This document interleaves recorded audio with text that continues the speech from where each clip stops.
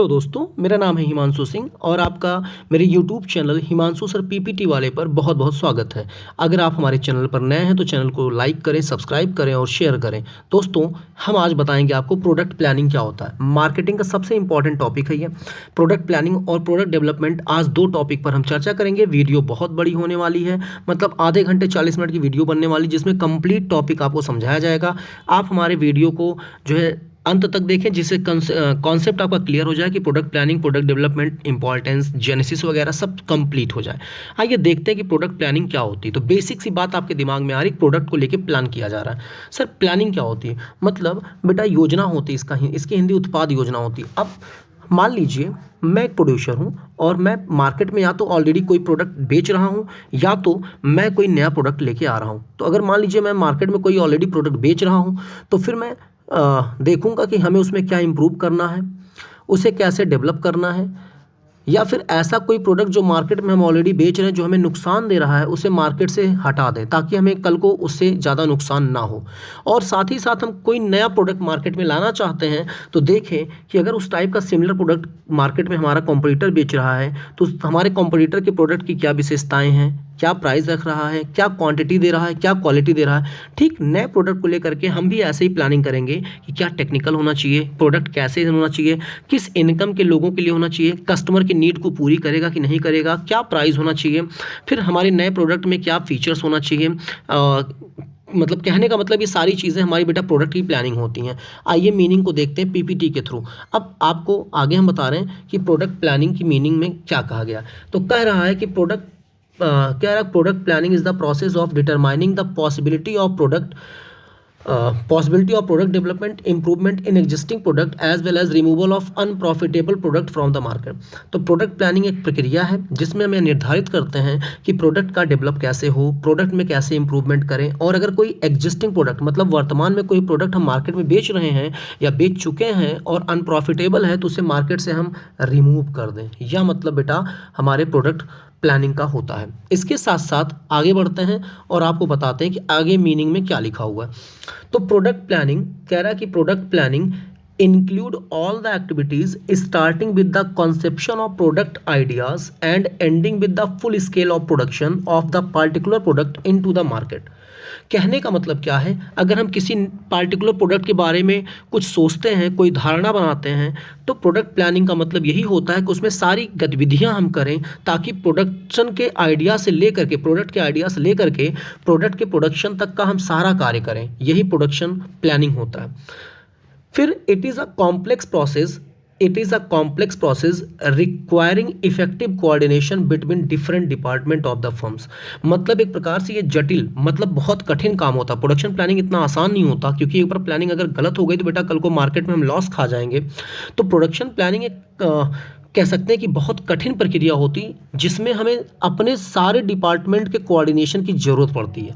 मतलब अगर कंपनी में सेल डिपार्टमेंट है, परचेज डिपार्टमेंट है, मार्केटिंग डिपार्टमेंट है, स्टोर डिपार्टमेंट है, तो इनका आपस में तालमेल होना चाहिए, एक दूसरे को ये कोऑपरेट करें, कोई डिस्प्यूट ना हो, तब जाके कंपनी का जो मैनेजमेंट है वो एक अच्छे प्रोडक्शन की प्लानिंग कर सकता है और मार्केट में अपने प्रोडक्ट को बेच सकता है। साथ ही साथ बच्चों प्रोडक्ट की प्लानिंग में ये चीज़ तो होनी चाहिए, मतलब डिपार्टमेंट एक दूसरे को कोऑर्डिनेट करें। साथ ही साथ हमारे प्रोडक्ट में इंजीनियरिंग, रिसर्च एंड डेवलपमेंट होना चाहिए डिपार्टमेंट के माध्यम से। इसका मतलब ये हुआ कि अगर हमारी कंपनी नए प्रोडक्ट को लाना चाहती है तो प्रोडक्ट में बढ़िया टेक्निकल चीज़ें, बढ़िया शोध और डेवलपमेंट हमारे डिपार्टमेंट के द्वारा होनी चाहिए, तब जाके प्रोडक्शन की बेटर प्लानिंग हो सकती है। तो कुल मिलाकर अगर ओवरऑल हम बताएं आपको तो प्रोडक्शन प्लानिंग कुछ नहीं होता बच्चों। अगर हम कोई प्रोडक्ट लाना चाहते हैं या ऑलरेडी मार्केट में बेच चुके हैं तो उसमें कैसे इंप्रूव करें, कैसे डेवलप करें। अगर कोई खराब प्रोडक्ट मार्केट में बिक चुका है जिससे हमें नुकसान होने की डर है तो बेटा उसको मार्केट से हम हटा लें, नए प्रोडक्ट को लेकर के मार्केट में आए जिससे हमारी इमेज, हमारा गुडविल खराब ना हो। तो प्रोडक्ट प्लानिंग बहुत इंपॉर्टेंट टॉपिक है बेटा, इसीलिए इसको मार्केटिंग में हमें पढ़ना पड़ता है। आप एक प्रोड्यूसर और एक मैन्युफैक्चरर के रूप में सोचें कि अगर आपका प्रोडक्ट बिना प्लानिंग के आप ले आएंगे तो फिर फेल हो गए तो मार्केट में आप सर्वाइव नहीं कर पाएंगे, आपका ग्रोथ नहीं होगा, ऑर्गेनाइजेशन डूब जाएगी, खत्म हो जाएगी। इसके साथ साथ आगे बढ़ा जाए। अब बेटा इसमें डेफिनेशन आता है, तो आज हम आपको सिर्फ 2 डेफिनेशन बताएंगे, तीसरा आप खुद पढ़ सकते हैं क्योंकि बहुत ईजी सी डेफिनेशन है, टाइम वेस्ट नहीं करेंगे।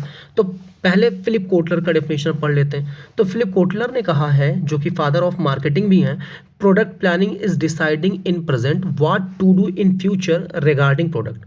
मतलब क्या है कि प्रोडक्ट प्लानिंग का मतलब होता है कि हम आज यह तय कर रहे हैं, प्रेजेंट में यह देख रहे हैं कि भविष्य में हमें प्रोडक्ट को लेके क्या करना है। तो यही प्रोडक्ट की प्लानिंग होती है।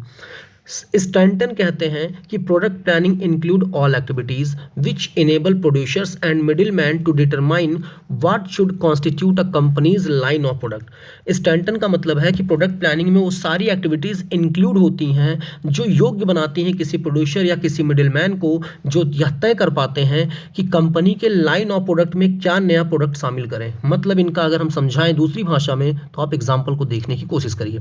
मान लीजिए बच्चों, अमूल दूध है, अमूल दूध मतलब अमूल मिल्क आपने सुना होगा और आप पीते होंगे चाय वाय में। तो आप देखिए, अमूल मिल्क ले आया पहले, फिर उसने अपने प्रोडक्ट में मिल्क को पहले लाया, मतलब दूसरी बार मिल्क से उसने घी बना करके दूसरा प्रोडक्ट, एक ही लाइन की चीज़ है। उसके बाद बेटा घी के बाद उसने क्या किया, आपको बटर दिया। तो बेटा अब मान लीजिए अमूल अपने इस प्रोडक्ट में, अपने प्रोडक्ट लाइन में, मतलब जो कि दूध से ही चीज़ें बन रही हैं, कुछ नया प्रोडक्ट फिर लाना चाहता है, कुछ नया सोच रहा है। तो इसी को प्रोडक्ट प्लानिंग कहते हैं, स्टैंटन। तो इसी को प्रोडक्ट लाइन कहा जाता है, एक ही चीज़ से कई प्रोडक्ट बनाना उसी लाइन की, तो इसी को प्रोडक्ट लाइन कहा जाता है। अब देखिए स्टैंटन का आपको समझ में आएगा। स्टैंटन कहते हैं प्रोडक्ट प्लानिंग में वो सारी एक्टिविटीज़ शामिल होती हैं जो किसी प्रोड्यूसर या किसी मिडिल मैन को यह सोचने पर योग्य बनाती हैं कि वो अपनी कंपनी के प्रोडक्ट लाइन में, मतलब उत्पाद रेखा में क्या नया प्रोडक्ट शामिल करें। इसी को प्रोडक्ट प्लानिंग कहा जाता है।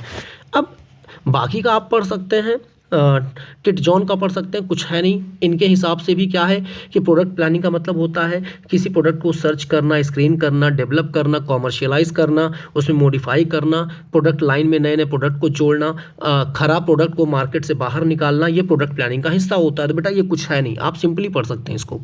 इसके साथ साथ आप आगे बढ़ें, features of product planning. Features of product planning देखते हैं। प्रोडक्ट प्लानिंग बेटा कोई छोटा मोटा काम तो नहीं होता, कोई एक दिन दो दिन के लिए तो होता नहीं, हमेशा के लिए किया जाता है। जैसे आईफोन कंपनी है, सैमसंग कंपनी, तो जो भी प्रोडक्ट लाती बेटा या प्रोडक्ट प्लानिंग करती लंबे समय के लिए करती है। तो ऐसे हर कंपनी अपने प्रोडक्ट को लंबे समय के लिए प्लान करके लाना चाहती है, तो इसीलिए लॉन्ग टर्म प्रोसेस कहा गया है। कॉम्प्लेक्स प्रोसेस, प्रोडक्ट प्लानिंग करना इतना आसान नहीं होता, इसलिए इसे कठिन कहा गया है। इसमें बहुत टेक्निकल चीज़ों की ज़रूरत पड़ती है, दिमाग की ज़रूरत पड़ती है, बहुत रिसर्च की ज़रूरत पड़ती है, इसीलिए इसको प्रोडक्ट प्लानिंग को टेक्निकल भी कहा गया। इसके साथ साथ बच्चों आता है अगला पॉइंट, मतलब प्रोडक्ट प्लानिंग हमेशा searching and screening of product ideas. Product planning हमेशा नए नए प्रोडक्ट शोध और नए नए चीज़ों की जांच करने से होता है, नए नए विचार को पैदा करने से जो प्रोडक्ट को लेकर के होते हैं उसको उससे होता है। इसके बाद आ रहा है कि प्रोडक्ट प्लानिंग का फीचर होता है कि हमेशा नई चीज़ों को डेवलप करे, इम्प्रूवमेंट करे और रिमूव करे फालतू के प्रोडक्ट मार्केट से। इस निर्णय को लेने से संबंध रखता है। फिर कह रहा है it separate through coordination of department. कहने का मतलब क्या है कि हर डिपार्टमेंट एक दूसरे को कोऑर्डिनेट करे। एक डिपार्टमेंट के बस की बात प्रोडक्ट प्लानिंग का हिस्सा नहीं होता है। तो जैसे production department, research, product development, ये सारे डिपार्टमेंट एक दूसरे को कोऑर्डिनेट करें तब जाके प्रोडक्शन प्लानिंग हो सकती है। अब आता है आगे importance of product planning. Product planning के इंपॉर्टेंस क्या है? तो बच्चों सबसे पहले it is the starting point of the marketing programme. मतलब अगर आप कोई भी काम ऐसा करने जा रहे हैं भविष्य में, मार्केट को लेकर के मार्केटिंग करने जा रहे हैं, मतलब बनाने से बेचने तक के कार्य में प्रोडक्ट प्लानिंग सबसे इंपॉर्टेंट रोल प्ले करता है। अगर आपने प्रोडक्ट की प्लानिंग अच्छी नहीं की तो बेटा आप लाख अच्छी मार्केटिंग करिए, लाख एडवर्टाइजिंग कराइए, कुछ भी करिए, आपका प्रोडक्ट सक्सेस नहीं होगा, आपकी कंपनी फेल हो जाएगी। फिर कह रहा है कि अगर आप अच्छी प्रोडक्ट प्लानिंग करके जाते हैं तो आपका टाइम बचता है, इसके साथ साथ आपका कॉस्ट बचता है, साथ ही साथ आपका प्रॉफिट बढ़ता है, आपका बिजनेस ग्रोथ करता है। इसके साथ साथ बच्चों आगे आते हैं हम, इसके साथ साथ क्या प्रॉफिट है, हम कंपटीशन को फेस कर पाएंगे, हमारा प्रॉफिट एस्टिमेशन के हिसाब से अच्छा होगा, फिर हमारे कंज्यूमर सेटिस्फाई होंगे बच्चों, हमारा बेटर गुड्स और सर्विस होगा प्रोडक्ट प्लानिंग के हिसाब से। फिर बेटा हमारे जितने भी फैक्टर्स ऑफ प्रोडक्शन है, फैक्टर्स ऑफ प्रोडक्शन मतलब लैंड, लेबर, कैपिटल, जितने भी बेटा हम इनको बेहतर यूटिलाइज कर पाएंगे, ये वेस्ट नहीं होंगे अगर हम बढ़िया प्रोडक्ट प्लानिंग करके चलेंगे। साथ ही साथ हमारा जो स्टॉक है, इन्वेंट्री है, इस पर बढ़िया कंट्रोल होगा। आपने कॉस्ट अकाउंट में पढ़ा होगा कि भाई स्टॉक कंट्रोल करने के तरीके होते हैं, LIFO method, FIFO method, HIFO method, EOQ method. बेटा ये यहाँ पर हमें समझाना नहीं है, ये आपको बेसिक जानकारी के लिए मैंने लिख दिया है। वैसे अगर आप एग्जाम में नहीं लिखेंगे तो कोई दिक्कत नहीं है, ये मैंने थोड़ा सा नॉलेज देने के लिए लिख दिया है। इस मेथड से बेटा last in first out, first in first out, ये सारी चीज़ें, हाई इन फर्स्ट आउट, ये सारी चीज़ें स्टॉक को मेंटेन करने में काम आएंगी। मतलब एक बढ़िया प्रोडक्ट प्लानिंग करके आप इन सब चीज़ों के माध्यम से अपने स्टॉक पे कंट्रोल कर पाएंगे। साथ ही साथ आपके एम्प्लॉयज़ का मॉरल इंक्रीज़ करेगा। एम्प्लॉयज़ के मॉरल इंक्रीज़ करने का मतलब है कि आपका एम्प्लॉय भी खुश होगा, क्योंकि कंपनी प्रोडक्ट प्लानिंग करके काम कर रही है, जिससे कंपनी का ग्रोथ होगा, प्रोडक्ट बिकेगा, काफ़ी प्रॉफिट होगा, तो एम्प्लॉय के करियर का भी तो अच्छा चांस होगा भविष्य में कंपनी में ग्रोथ करने का। फिर बेटा minimise the wastage of material, मतलब कंपनी में मटेरियल वेस्टेज कम होगा, क्योंकि हम प्लान करके सारा काम कर रहे हैं। It is the basic of organisational development. किसी भी ऑर्गेनाइजेशन को डेवलप करने के लिए बहुत बेसिक चीज़ होती है प्रोडक्शन प्लानिंग। बिना प्रोडक्शन प्लानिंग के आप ऑर्गेनाइजेशन का विकास नहीं कर सकते। फिर आता बच्चों कि जेनेसिस, ओरिजिन एक ही चीज़ है, डेवलपमेंट ऑफ प्रोडक्ट प्लानिंग। मतलब प्रोडक्ट प्लानिंग की ओरिजिन या जेनेसिस कहाँ से हुई, मतलब प्रोडक्ट प्लानिंग कहाँ से आया। सबसे पहले बिफोर इंडस्ट्रियलाइजेशन, आपने सुना होगा इंडस्ट्रियलाइजेशन, 16th सेंचुरी के लगभग इंडस्ट्रियलाइजेशन होना चालू हुआ था बच्चों। तो इंडस्ट्रियलाइजेशन जब नहीं था तो उसके पहले कोई भी इंडस्ट्री अगर थी तो मार्केट में अगर कोई प्रोडक्ट लाती थी तो बिना प्लान के लाती थी, क्योंकि इतना कंपटीशन नहीं था, इतना ज़्यादा डेवलपमेंट नहीं था, इतना चीज़ें टेक्निकल नहीं थी, टेक्नोलॉजी नहीं था, तो बिना प्लानिंग के वो प्रोडक्ट लेके मार्केट में आती थी। लेकिन जब इंडस्ट्रियलाइजेशन हुआ, कॉम्पिटिशन बढ़ा, कई प्रकार के इंडस्ट्रीज़ काम करने लगे, तो बच्चों फिर क्या हुआ कि ये 18th सेंचुरी से बेसिकली इस पर ज़्यादा फोकस होने लगा। तो प्रोडक्ट प्लानिंग स्टार्ट, देखो कह रहा है कि प्रोडक्ट प्लानिंग जो मेनली स्टार्ट हुआ वो 1931 में स्टार्ट हुआ। फिर प्रोडक्ट प्लानिंग प्रोडक्शन मैनेजमेंट का एक इंपॉर्टेंट पार्ट भी माना जाने लगा। तो product planning is the part of production management and production management separately develop in the year 1931। मतलब प्रोडक्शन प्लानिंग प्रोडक्शन मैनेजमेंट का एक इंपॉर्टेंट पार्ट माना जाने लगा और ये डेवलप भी हुआ 1931 में। इसके बाद आता है कि भाई at comprehensive level it is started from 1986 from Japan by the Masaaki Imai from the name kaizen. कहने का मतलब क्या है कि बेटा जापान में 1986 में बड़े पैमाने पर प्रोडक्शन की प्लानिंग होने लगी, जिसको हम काइजन के नाम से जानते हैं। तो काइजन का मतलब होता है किसी भी चीज़ में कंटिन्यूअस इंप्रूवमेंट करना और साथ ही साथ उसके कार्यों को बेहतर बनाना, ताकि एक प्रोड्यूसर अच्छा प्रोडक्शन दे सके ऑर्गेनाइजेशन में। तो कुल मिला करके बच्चों अगर आपसे एग्जाम में पूछता है, बेसिक चीज़ें नहीं पूछा जाएगा, तो आप बताना इंडस्ट्रियलाइजेशन के पहले कोई भी प्रोडक्ट प्लानिंग नहीं होता था, बट इंडस्ट्रियलाइजेशन के बाद 1931 में सबसे ज़्यादा मतलब प्रोडक्ट प्लानिंग हुआ। बट जापान में बेसिकली बहुत बड़े पैमाने पर 1986 में प्रोडक्शन प्लानिंग हुई, जिसको काइजन के नाम से जानते हैं। काइजन का मतलब होता है कंटिन्यूअस किसी भी प्रोडक्ट में एक प्रोड्यूसर के द्वारा ऑर्गेनाइजेशन में इंप्रूवमेंट किया जाना। अब बात आती है प्रोडक्ट डेवलपमेंट क्या होता है। तो प्रोडक्ट डेवलपमेंट के बारे में हम जानते हैं कि भाई देखो, कोई भी प्रोडक्ट हम अगर मार्केट में बेच रहे हैं या नया प्रोडक्ट बना रहे हैं तो उसमें हमें डेवलप करना होता है। जैसे मान लो हम आईफोन की एग्जांपल अगर ले बच्चों, तो आईफोन के एग्जांपल में आपने देखा होगा कि सबसे पहले जब आईफोन ने, हमें तो इतना फ़ोन के बारे में पता नहीं है, बट बेसिक अगर हम बात करें तो आईफोन 1 आया होगा, आईफोन 2 आया होगा, आईफोन 3 आया होगा, आईफोन 4 आया, आईफोन 5 आया, आईफोन 6 आया, 5 में भी 5 है, 6 में भी 6 है, 7, 8 ऐसे करके आए बेटा। तो आप देखिए हर प्रोडक्ट में कुछ ना कुछ चीज़ें बदले गए, कुछ ना कुछ चीज़ें कंपनी ने हमेशा डाले। किसी का कैमरा अच्छा किया, किसी का डिस्प्ले अच्छा किया, किसी में बैटरी अच्छी की, किसी में चार्जर अच्छा किया। तो कहीं ना कहीं बच्चों यह प्रोडक्ट में हमेशा कुछ ना कुछ डाला गया, प्रोडक्ट को इम्प्रूव किया गया समय के साथ। प्रोडक्ट डेवलपमेंट इसी को कहते हैं। तो अब देखिए, तो प्रोडक्ट डेवलपमेंट का मतलब होता है adding new product in the product line. हम हमेशा अपनी प्रोडक्ट लाइन में, जैसे प्रोडक्ट लाइन का मतलब क्या होता है, एक ही कैटेगरी के हम कई प्रोडक्ट बना रहे हैं। जैसे साबुन भी है, शैम्पू भी है, हाथ धुलने वाला भी साबुन है, नहाने वाला भी साबुन है, तो ये कई एक ही प्रोडक्ट लाइन माने जाएंगे बेटा। ये मुंह धुलने वाला, तो ये एक ही प्रोडक्ट लाइन के हो गए।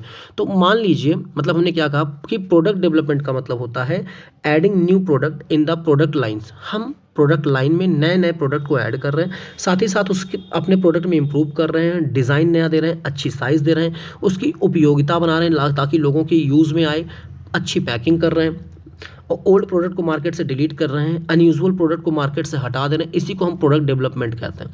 तो बच्चों प्रोडक्ट प्लानिंग प्रोडक्ट डेवलपमेंट में अगर आपको डिफरेंस निकालना हो तो आप बताना प्रोडक्ट प्लानिंग सबसे पहले किया जाता है, फिर उसी के बेस पे प्रोडक्ट डेवलपमेंट किया जाता है। तो प्रोडक्ट प्लानिंग, बिना प्रोडक्ट प्लानिंग किए आप प्रोडक्ट डेवलपमेंट नहीं कर सकते, प्रोडक्ट प्लानिंग सबसे पहले ही करना पड़ता है। इसके बाद आता है अगला topic, definition of product development. Product development की परिभाषा क्या है? कह रहा है according to Stanton, product development encompasses include the technical activities of product research, engineering and design। Product development Stanton के अनुसार एक ऐसी चीज़ होती है जिसमें सारी टेक्निकल एक्टिविटीज़ इंक्लूड होती हैं, प्रोडक्ट को लेकर रिसर्च होता है, अच्छी इंजीनियरिंग होती है और अच्छा डिज़ाइन रूपरेखा दिया जाता है। इसी को प्रोडक्ट डेवलपमेंट कहते हैं। फॉर एग्जांपल अब आपने सैमसंग का S21 देखा, S23 देखा, S24 देखा, तो बेटा ये प्रोडक्ट का डेवलपमेंट होता जा रहा है। इसी को कहते हैं हर समय कुछ नया रिसर्च कर रही हैं कंपनियाँ, कुछ नया ला रही, कुछ यूनिक दे रही, कुछ नया डिज़ाइन दे रहे हैं, यही प्रोडक्ट डेवलपमेंट होता है। अब आगे बढ़ते हैं, फीचर्स ऑफ प्रोडक्ट डेवलपमेंट देखते हैं। तो बच्चों फीचर्स या भी लॉन्ग टर्म प्रोसेस है या भी कॉम्प्लेक्स प्रोसेस है, टेक्निकल प्रोसेस है, क्योंकि प्रोडक्ट प्लानिंग का ही तो पार्ट है। कम्स न्यू प्रोडक्ट और introduce new product in the market, हमेशा हम नए प्रोडक्ट के साथ मार्केट में आते हैं। इसके बाद इसमें प्रोडक्ट डेवलपमेंट में हम प्रोडक्ट को इम्प्रूव करते हैं, डिज़ाइन अच्छा देते हैं, साइज़ अच्छा देते हैं, पैकेजिंग अच्छा देते हैं। इसके बाद removal of old unnecessary and unprofitable product from the market, हम हमेशा अननेसेसरी प्रोडक्ट को मार्केट से हटा देते हैं, जो हमारे लिए प्रॉफिटेबल नहीं उसको मार्केट से हटा देते हैं, या भी प्रोडक्ट डेवलपमेंट का पार्ट है। Based on continuous research and development process, हमेशा नए नए शोध और नए नए डेवलपमेंटल प्रोसेस के थ्रू ही हम प्रोडक्ट को डेवलप करते हैं। अगर हम ऐसा ना करें बेटा, नए नए रिसर्च ना करें, नए नए आइडियाज़ ना लाएँ, तो हम मार्केट से बाहर हो जाएंगे। Giving more focus on product design, हम हमेशा प्रोडक्ट डिज़ाइन पर ज़्यादा फोकस करते हैं, प्रोडक्ट को बढ़िया इंजीनियरिंग देते हैं, अच्छी क्वालिटी और इंप्रूवमेंट करते हैं प्रोडक्ट में। तो आप देखिए इसमें प्रिंसिपल ऑफ प्रोडक्ट डेवलपमेंट के 4 प्रिंसिपल होते हैं बेटा। प्रिंसिपल ऑफ प्रोडक्ट डेवलपमेंट के 4 प्रिंसिपल होते हैं। पहला था प्रिंसिपल ऑफ स्टैंडर्डाइजेशन, दूसरा था प्रिंसिपल ऑफ डाइवर्सिफिकेशन, तीसरा था प्रिंसिपल ऑफ सिंप्लीफिकेशन, चौथा था प्रिंसिपल ऑफ स्पेशलाइजेशन। 4 प्रिंसिपल से प्रोडक्ट डेवलपमेंट होता है। तो सबसे पहले हम प्रोडक्ट प्रिंसिपल ऑफ स्टैंडर्डाइजेशन देखते हैं। तो सबसे पहले हम देखते हैं प्रिंसिपल ऑफ स्टैंडर्डाइजेशन क्या होता है। बच्चों मतलब कोई भी प्रोडक्ट हम बनाएं, उसमें कोई भी पैकिंग करें, कोई क्वालिटी करें, कोई क्वांटिटी दें, उसका एक स्टैंडर्ड होना चाहिए, जो कि इंडियन गवर्नमेंट ने एक स्टैंडर्ड सेट किया हुआ है कि कोई भी प्रोडक्ट आप एक स्टैंडर्ड तरीके से बनाएं, मतलब उसका एक मतलब समझ में आए, एक यूनिक सी चीज़ वो समझ में आए। ऐसा ना हो कि बेलो स्टैंडर्ड आप बना रहे हैं, कोई भी चीज़ स्टैंडर्ड हो, मतलब लोगों को उसकी वैल्यू समझ में आए। प्रिंसिपल ऑफ डाइवर्सिफिकेशन, मतलब कोई भी प्रोड्यूसर जो कंपनी का है वो प्रोडक्ट डेवलप तभी कर सकता है वो जब डिफरेंट टाइप के प्रोडक्ट बनाएगा। एक ही टाइप के प्रोडक्ट को बनाएगा तो कस्टमर बोर हो जाएंगे। तो कस्टमर की नीड और वांट्स के अकॉर्डिंग नए नए प्रोडक्ट वो बनाए। जैसे जीन्स में देखिए कटी फटी जीन्स आती है, शॉर्ट आती है, अल्टर आती है, पता नहीं कितनी आती है। तो हर तरीके की चीज़ वो बनाए ताकि कस्टमर की नीड और वांट को फुलफिल करे। एक ही जैसी चीज़ वही प्लाजो टाइप का बनाएगा बेटा तो डेवलप नहीं कर पाएगा अपने आप को। ठीक है, आगे देखते हैं। फिर कह रहा है कि भाई प्रोडक्ट को सिंपल बनाया जाए, मतलब प्रोडक्ट में सिंप्लीफिकेशन हो। मतलब कहने का मतलब क्या है, अननेसेसरी चीज़ें ना यूज़ हो, अनयूजुअल चीज़ों को हटाया जाए, फैशनेबल प्रोडक्ट मार्केट में ही रहें, फालतू के प्रोडक्ट मार्केट ना हो, तो मतलब प्रोडक्ट बहुत सिंपल तरीके से हो। इसके बाद आता है कि प्रिंसिपल ऑफ स्पेशलाइजेशन, मतलब प्रोडक्ट जो है जो भी बनाया जा रहा है वो बहुत ही नेचुरल तरीके से बनाया जाए। मतलब ये बेटा कास्ट नहीं कॉस्ट है, ये गलत लिख दिया गया, कॉस्ट है, जिससे कॉस्ट कम आए, जिससे हमारा मतलब जो है प्रोडक्ट का मतलब प्रोडक्ट को बेटर तरीके से यूज किया जाए, कंज्यूमर सेटिस्फाई हो। तो प्रिंसिपल ऑफ स्पेशलाइजेशन का मतलब होता है विशिष्टीकरण, मतलब प्रोडक्ट को प्रोड्यूसर इस तरीके से डेवलप करे, फोकस करे कि जिससे प्रोडक्ट को बढ़िया तरीके से बनाया जाए, जिसमें कॉस्ट कम आए और जिसमें प्रोडक्ट को मतलब बेहतर तरीके से यूज किया जाए, कंज्यूमर सेटिस्फाई हो। तो इसे कहते हैं प्रिंसिपल ऑफ स्पेशलाइजेशन। विशिष्टीकरण का प्रिंसिपल भी होना चाहिए। तो 4 प्रिंसिपल आपने पढ़ा। पहला स्टैंडर्ड अच्छा होना चाहिए, दूसरा आपने पढ़ा कि भाई जो है मतलब प्रोडक्ट डाइवर्सिफाई, मतलब प्रोडक्ट अलग अलग बनाए, कंपनी में प्रोडक्ट कई बनाए जाए, अलग अलग प्रोडक्ट बनाए जाए, एक ही प्रोडक्ट पर काम ना हो। प्रोडक्ट को सिंपल तरीके से बनाया जाए ताकि कस्टमर को उसकी नीड और उसकी नीड समझ में आए, वैल्यू समझ में आए, पुराने फैशन के हिसाब से प्रोडक्ट ना हो, नए फैशन के हिसाब से हो। साथ ही साथ प्रोडक्ट को इतनी अच्छी तरीके से बनाया जाए कम कॉस्ट आए, बेटर यूटिलाइजेशन हो सके। ये 4 प्रिंसिपल्स होते हैं बच्चों।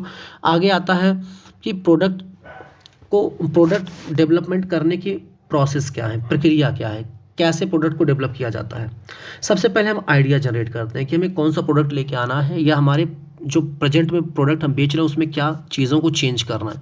फिर बता आइडिया स्क्रीनिंग, अपने आइडिया की हम खोज करते हैं, क्योंकि जब भी हम कोई आइडिया बनाते हैं बच्चों तो उसमें कई चीज़ें लगती हैं। जैसे मार्केट में क्या हमारी आइडिया सक्सेस होगी, क्या हमारा प्रोडक्ट सही होगा। अगर हम कोई नया आइडिया लेके आ रहे हैं, उस प्रोडक्ट के बारे में सोचना होगा। भाई मान लीजिए हमने सोचा कि हमें मोबाइल बनाना है, तो मोबाइल को लेकर के मार्केट में हज़ारों कंपनियां मोबाइल बना रही हैं।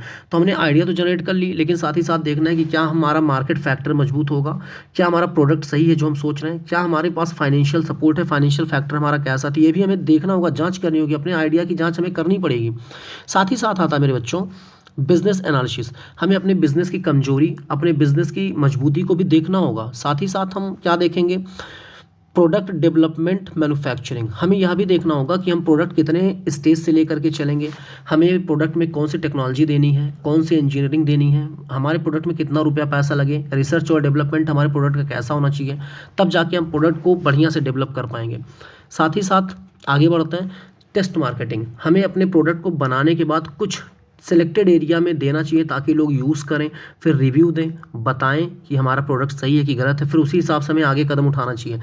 तुरंत हमें अपना प्रोडक्ट मार्केट में लाके नहीं बेचना चाहिए। तो इसीलिए कंपनियां 4, 6, 10, 20 प्रोडक्ट बनाती हैं, सैंपल ग्रुप में लोगों को देती हैं, सिलेक्टेड एरिया में लोग बताते हैं, तब जाके कंपनियाँ बड़े पैमाने पर लॉन्च करती हैं बच्चों। तो ये सारी चीज़ें हमें अपने स्टेप में शामिल करना होगा।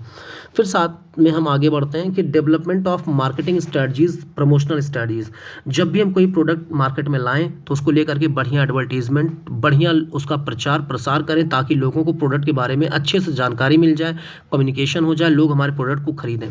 इसके बाद आगे आता है कॉमर्शियलाइजेशन, फिर प्रोडक्ट का खरीदना बेचना चालू हो, फिर प्रोडक्ट में कोई चीज़ हमें मतलब भविष्य में हमेशा चेंज करते रहना चाहिए। ऐसा नहीं कि एक बार प्रोडक्ट बिक गया तो फिर वही प्रोडक्ट बेचना, नहीं। कॉमर्शियलाइजेशन मतलब होता है कि प्रोडक्ट को हम बेचना तो चालू करें, साथ ही साथ उसकी क्वालिटी और अच्छे से कंट्रोल करते जाएँ, उसमें हम स्टॉक को मैनेज करते जाएँ, नए नए प्रोडक्ट को लॉन्च करते जाएँ, हमेशा प्रोडक्ट में कुछ समय पे हम सुधार करते चले जाएँ। यही हमारा तरीका होता है बेटा प्रोडक्ट को डेवलप करने का। एक बार फिर पढ़ लेते हैं हम। सबसे पहले बच्चों हम आइडिया जनरेट करेंगे, फिर आइडिया की अपनी जांच करेंगे, फिर बेटा बिजनेस की एनालिसिस करेंगे, फिर साथ ही साथ बच्चों बिजनेस एनालिसिस के बाद हम प्रोडक्ट डेवलपमेंट के बारे में सोचे कि हम मैन्युफैक्चरिंग कर पाएंगे उस पैमाने पर कि नहीं कर पाएंगे, हमारे पास फाइनेंस कितना है, हम रिसर्च सही कर रहे हैं कि नहीं कर रहे हैं, ये सारी चीज़ें। फिर टेस्ट मार्केटिंग मतलब कुछ सिलेक्टेड एरिया में अपने प्रोडक्ट को लोगों को सैम्पल ग्रुप में दें ताकि लोग प्रोडक्ट के बारे में जान सकें, यूज़ करें, हमें रिव्यू दें, प्रोडक्ट के बारे में बताएं। इसके साथ साथ बच्चों आता है अगला टॉपिक कि भाई टेस्ट मार्केटिंग हो गया। एक मिनट बच्चों, पीपीटी थोड़ा सा स्क्रॉल हो जाती कभी कभी। फिर हम अपने प्रोडक्ट को लेके मार्केट में कैसे प्रचार करें, कैसे एडवर्टीजमेंट कराएं, प्रमोशन कैसे करें, ये सारी चीज़ें भी हमें ध्यान देनी होंगी। फिर बेटा कॉमर्शियलाइजेशन, प्रोडक्ट बन गया, प्रचार हो गया, उसको बेचें, उसमें हमेशा सुधार करें, नए नए डिज़ाइन देते रहें, नए नए प्रोडक्ट लाते रहें, उसी बेस पे ऐसे ही हमारा बेटा प्रोडक्ट डेवलपमेंट होगा और हम आगे बढ़ जाएंगे। फिर अब नया टॉपिक आता है factors affecting determining new product development. ऐसे कौन कौन से फैक्टर हैं या ऐसे कौन कौन से फैक्टर हैं जो न्यू प्रोडक्ट को डेवलप करने में प्रभावित करते हैं, अफेक्ट करते हैं प्रोडक्ट को। सबसे पहला टेक्नोलॉजिकल डेवलपमेंट। अगर बच्चों हमारा टेक्नोलॉजी सही नहीं है या समय समय पर टेक्नोलॉजी बदलती जा रही, हम नए टेक्नोलॉजी के साथ आगे नहीं बढ़ेंगे तो हमारे प्रोडक्ट पे हमेशा असर आएगा, जिससे मार्केट में प्रोडक्ट हमारा बिकना बंद हो जाएगा और समय के साथ हम डाउन होते जाएंगे, हमारा लॉस होता जाएगा। Style and fashion of the society, आप जानते हैं बच्चों हमेशा फैशन और स्टाइल सोसाइटी में बदलती जा रही है, जिसके चलते लोगों की नीड और डिमांड बदलती जा रही है। इसको भी देख के हमें प्रोडक्ट बनाना होगा। अगर हम इसको देख के काम नहीं करेंगे तो हम पीछे हो जाएंगे। गवर्नमेंट पॉलिसी, आए दिन गवर्नमेंट नई नई नीतियाँ ला रही है, नए नए नियम, नए नए स्टैंडर्ड के तरीके, नए नई क्वालिटी के तरीके, नए नए रूल ले आ रही है, पोल्यूशन को लेकर के, तमाम चीज़ों को लेकर बेटा। तो इसके साथ भी हमें अपने प्रोडक्ट को लेकर के चलना होगा ताकि गवर्नमेंट की पॉलिसी को हम ना तोड़ें। अगर गवर्नमेंट की पॉलिसी के हम खिलाफ काम करेंगे बच्चों तो समस्या क्या होगी कि हमारे प्रोडक्ट पे हमेशा प्रभाव पड़ेगा, जिससे हमारा प्रोडक्ट मार्केट में बिक नहीं पाएगा। फिर आता है economic condition of the producers. हमें अपना मतलब एक प्रोड्यूसर, अगर मान लो हम प्रोड्यूसर हैं तो फिर हमें अपना इकोनॉमिक कंडीशन देखना चाहिए, हम फाइनेंशियली कितना मजबूत हैं, क्या हम जो प्रोडक्ट के बारे में सोच रहे हैं वो प्रोडक्ट हम बना पाएंगे, लंबे समय तक बना पाएंगे। कई बार क्या होता है कि हम थोड़ा दिन तक लॉस झेलते हैं, बाद में हम प्रॉफिट में आ जाते हैं। तो क्या जब तक हम लॉस झेलें तब तक हम फाइनेंशियली मजबूत हैं, अपने आप को सपोर्ट कर पाने में, तमाम चीज़ों को देखना है। साथ ही साथ उससे क्या होगा कि भाई हम लेबर ले आएंगे, कैपिटल ले आएंगे, तमाम चीज़ें फाइनेंशियल जरूरत पड़ती है। अगर हम सही से लेबर कैपिटल नहीं ला पाए बेटा तो प्रोडक्ट भी सही नहीं बन पाएगा। तो इसके आगे आता है अगला टॉपिक प्रोडक्ट क्वालिटी। प्रोडक्ट की क्वालिटी अगर हम अच्छी नहीं दे पा रहे हैं, बगल में हमारा कॉम्पिटिटर, हमारा पड़ोसी अच्छी प्रोडक्ट दे रहा है और अच्छी क्वालिटी दे रहा है कम प्राइस में बेटा, तो इससे भी हमारे प्रोडक्ट पे प्रॉब्लम आ सकती है। तो ये तमाम फैक्टर्स जो आपने पढ़ लिया, technological development, style, fashion, government policy, economic condition of the producers, product quality, ये तमाम चीज़ें बेटा हैं। अब आप देखिए इंपॉर्टेंट क्वेश्चन एक लिखा गया है एग्जाम में जो आ सकता है कि what do you mean by test marketing. Test marketing क्या होता है, why test marketing is necessary for the business, test marketing business के लिए क्यों जरूरी है। Describe advantage and disadvantage of test marketing, test marketing के नुकसान और फायदे भी आप बताएं। तो बच्चों टेस्ट मार्केटिंग के बारे में हमने अभी आपको बताया कि टेस्ट मार्केटिंग का मतलब होता है जब भी कोई कंपनी का जो मैन्युफैक्चरर है कोई प्रोडक्ट बनाता है तो बच्चों क्या करता है, वो कुछ सेलेक्टेड एरिया में अपने माल को लोगों को यूज़ करने के लिए सैंपल के रूप में देता है। अगर लोग यूज़ करते हैं, लोग पॉजिटिव रिव्यू देते हैं, कुछ सुधारना हो तो वो भी बताते हैं कंपनी के मैन्युफैक्चरर को, तो फिर जो प्रोड्यूसर है मतलब मैन्युफैक्चरर वो उसमें सुधार करता है, फिर बड़े पैमाने पर मार्केट में लाके बेच देता है। मतलब पहले कुछ लोगों को यूज़ करने के लिए देता, टेस्ट करने के लिए देता, बाद में जब वो पॉजिटिव रिव्यू पाता है तो उसी को बड़े पैमाने पर मार्केट में बेचता है। तो इसी को कहते हैं टेस्ट मार्केटिंग। अब देखिए टेस्ट मार्केटिंग की मीनिंग को हम नोट से पढ़ लेते हैं, जल्दी हो जाएगा। It is the most important step और process of new product development, मतलब नए प्रोडक्ट को डेवलप करने का एक मतलब ये बहुत इंपॉर्टेंट स्टेप और प्रोसेस माना गया है। टेस्ट मार्केटिंग क्या है? Test marketing is the process of introducing the new product in some selected areas the market. मतलब टेस्ट मार्केटिंग का मतलब नए प्रोडक्ट को कुछ सेलेक्टेड एरियाज में मार्केट के लोगों को इंट्रोड्यूस कराना ताकि लोग जाने और लोग उसको खरीदें और फिर बाद में अगर उसका पॉजिटिव रिव्यू आए तो मैन्युफैक्चरर बड़े पैमाने पर लोगों को बेचे, यही इसका मतलब होता है। फिर definition of test marketing, test marketing Philip Kotler ने डेफिनेशन बताई है। Test marketing is that part of model marketing in which product is introduced in some specific area for the elimination of risk regarding new product। मतलब इनके हिसाब से test marketing के model का एक ऐसा पार्ट है जिसमें हम नए प्रोडक्ट को कुछ एरिया में इंट्रोड्यूस करते हैं जिससे रिस्क कम होता है, क्योंकि कुछ ही एरिया में हमने बेचा है। अगर लोग पॉजिटिव रिव्यू देते हैं, लोग फेवर में हमारे बात करते हैं, तो फिर हम बड़े पैमाने पर इसको मार्केट पर उतारेंगे, लॉन्च करेंगे, जिससे हमारा रिस्क भी कम होगा और हमारा प्रोडक्ट भी मार्केट में आ जाएगा और प्रॉफिट भी हो जाएगा। फिर आता है features of test marketing. Test marketing के फीचर्स क्या हैं? तो भाई it is the part of modern marketing. Test marketing आधुनिक मार्केटिंग का एक भाग है। यह रिस्क को कम करता है, जिससे मतलब रिस्क को कम करता है किसके रिस्क को? जो हम नई प्रोडक्ट नए सर्विसेज को मार्केट में ले आ रहे हैं, तो टेस्ट मार्केटिंग उसके रिस्क को कम करता है। यह कंटिन्यूअस प्रोसेस होता है। यह ड्यूरेबल प्रोडक्ट के लिए ही फायदे मतलब यह ड्यूरेबल प्रोडक्ट के लिए ज़्यादा अच्छा होता है, मतलब लंबे समय मजबूत प्रोडक्ट के लिए टेस्ट मार्केटिंग ज़्यादा अच्छी होती है। इसके बाद बेटा आता है कि it is the basis for organisational development and business success. अगर किसी बिजनेस को सक्सेस करना है, ऑर्गेनाइजेशन का डेवलप करना है, तो भाई टेस्ट मार्केटिंग बहुत आधारभूत चीज़ है, बहुत इंपॉर्टेंट चीज़ है। बिना टेस्ट मार्केटिंग के आप काम नहीं कर सकते हैं। अब आगे आता है कि टेस्ट मार्केटिंग की ज़रूरत क्यों है। भाई हमें रिस्क, हमारा रिस्क जो प्रोडक्ट और सर्विसेज में होने वाला है तो उसमें हमें रिस्क कम होगा हमारा रिस्क। फिर बेटा हमारे कस्टमर को इसके बारे में जानकारी मिलेगी, कस्टमर हमें फीडबैक देगा, नए प्रोडक्ट को लेके हम उसी हिसाब से प्रोडक्ट आगे बढ़ाएंगे। फिर बेटा आता है कि for increasing the sale of product, मतलब इससे हमारे प्रोडक्ट का सेल बढ़ेगा, प्रोडक्ट हमारे नए नए प्रोडक्ट मार्केट में आएंगे जिससे हमारे प्रोडक्ट की सेल बढ़ेगी, सेल वैल्यू बढ़ेगी, हमारा प्रॉफिट होगा। फिर बेटा इसके लिए हमें क्या इसकी और क्या नीड है? फिर for increasing the profit of product, हमें प्रोडक्ट से प्रॉफिट मिलेगा। फिर बेटा हम एक अच्छा इमेज, एक अच्छी गुडविल समाज में दे पाएंगे अपने कंपनी के प्रति। इसके बाद आता है अगला टॉपिक आता है इसके बाद बच्चों कि भाई for the elimination of deficiencies, एक मिनट बच्चों, for the elimination of deficiencies regarding the product, मतलब प्रोडक्ट को लेकर के जो डिफिशियंसीज हो रही हैं, जो कमी हो रही हैं, उसको भी हम दूर कर सकते हैं। तो कुल मिलाकर के टेस्ट मार्केटिंग क्या होता है? जब भी कोई कंपनी का मैन्युफैक्चरर नए प्रोडक्ट मार्केट में लॉन्च करना चाहता है, बेटा कुछ एरिया में वो सेलेक्ट करके पहले लोगों को यूज़ करने के लिए देता है या कम प्राइस पर लोगों को बेचता है। सेलेक्टेड एरिया में लोग जब यूज़ करते हैं, फीडबैक देते हैं, तो इससे जो मैन्युफैक्चरर है उसको पता चल जाता है प्रोडक्ट के बारे में। फिर वो प्रोडक्ट को लेकर के नई नई चीज़ें बनाने लगता है, फिर प्रोडक्ट को बड़े पैमाने पर बेचता है। इससे उसको पहले से पता है प्रोडक्ट में हमें कितना लोग पसंद करते हैं हमारे प्रोडक्ट को, कितना नहीं करते। फिर उसको सारे फ़ायदा वो सारे प्रॉफिट वो पाने लगता है, वरना प्रोडक्ट को वहीं ख़त्म कर देता है, नए प्रोडक्ट के बारे में सोचता है फिर। तो बच्चों ये होता है टेस्ट मार्केटिंग। अब एडवांटेज ऑफ टेस्ट मार्केटिंग देख लेते हैं। टेस्ट मार्केटिंग के फ़ायदे क्या हैं? तो removal of risk regarding product, मतलब प्रोडक्ट को लेकर के जो रिस्क होने वाला है भविष्य में, आज ही हम सेलेक्टेड एरिया में बेच करके रिस्क को पता कर लेंगे और उसे सुधार लेंगे या कम कर देंगे। फिर बेटा कस्टमर के रिएक्शन को आसानी से पता किया जा सकता है नए प्रोडक्ट को लेके। भाई मान लीजिए हम एक साबुन यूज़ किए, नया साबुन कोई और आ गया, तो हमने नए साबुन को यूज़ किया, तो हमने बताया कि भाई ये साबुन बहुत अच्छा है पुराने वाले की तुलना में। तो बेटा हमारे मैन्युफैक्चरर को ये बात पता चली, सेलर को बात पता चली, जिससे क्या होगा कि हमारा जो मैन्युफैक्चरर है वो अपने प्रोडक्ट को और अच्छा करेगा, तो मार्केट में उसका और फ़ायदा होगा। Increasing the sale of the product, बेटा प्रोडक्ट का सेल इंक्रीज़ करेगा टेस्ट मार्केटिंग से। टेस्ट मार्केटिंग का मतलब इकट्ठा मार्केट में लाना नहीं होता है, कुछ सिलेक्टेड एरिया में पहले बेचना होता है। Increase the profit of the product, बेटा हमारा प्रॉफिट बढ़ेगा, हमारी क्वालिटी इंप्रूव होगी प्रोडक्ट की, फिर बेटा हमारा बेटर इमेज मार्केट में बनेगा, फिर बेटा हमारे लंबे समय तक हमारा बिजनेस सर्वाइव कर पाएगा, ग्रोथ कर पाएगा। इसके बाद आता है हमारे कंज्यूमर का सेटिस्फैक्शन बढ़ेगा, बेटा बिजनेस सक्सेस होगा। अब डिसएडवांटेज क्या है, डिमेरिट क्या है? It increase the cost of product, सबसे बड़ी बात बेटा ये इंक्रीज़ करता है cost of product. Test marketing में जब हम कुछ सिलेक्टेड एरिया में देते हैं, मान लीजिए कल को फेल हो गया, लोग लाइक नहीं करते, तो जिससे क्या होगा कि हमारा बना बनाया जो कॉस्ट है वो बेकार हो जाएगा, तो कहीं ना कहीं इससे हमारा कॉस्ट भी प्रोडक्ट का बढ़ सकता है।